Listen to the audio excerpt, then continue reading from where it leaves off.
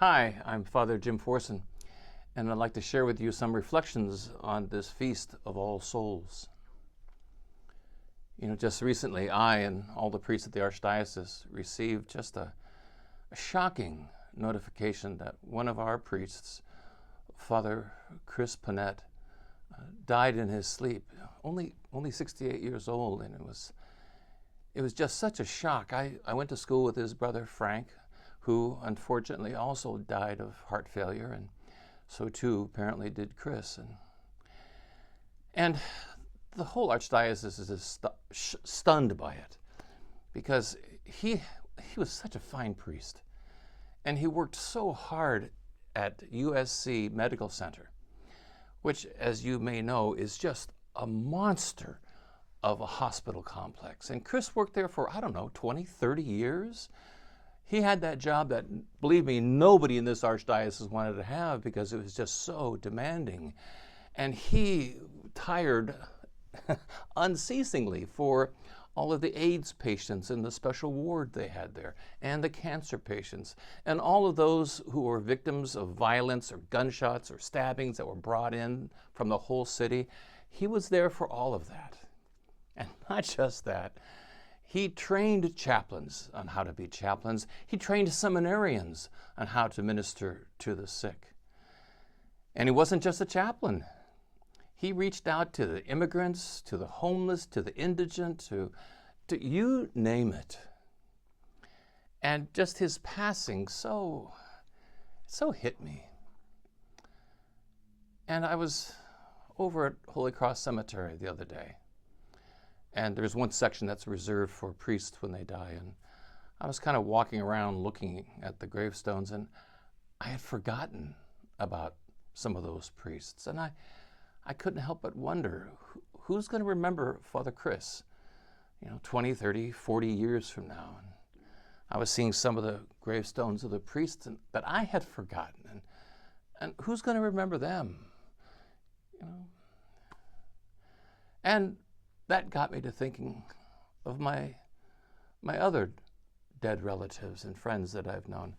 I was in a restaurant the other day, and on the menu were Swedish meatballs, and immediately it came to mind my Aunt Dorothy and Aunt Hazel of Swedish descent.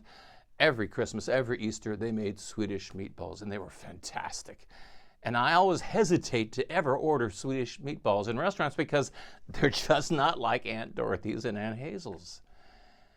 And that just got me to remembering them. Who's going to remember them and their husbands? And for that matter, 20, 30, 50 years from now, who's going to remember my mom and my dad and my grandparents? And the answer to that is me. Today, we all, on this Feast of All Souls, we bring to mind and we remember and we carry in our hearts all of our dead.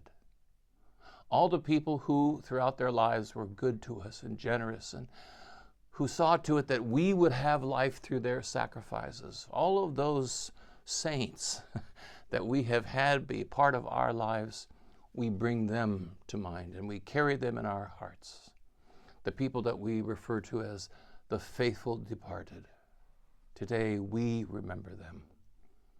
And we also remember not just them, but we also remember the people who in their lifetime were not good people at all.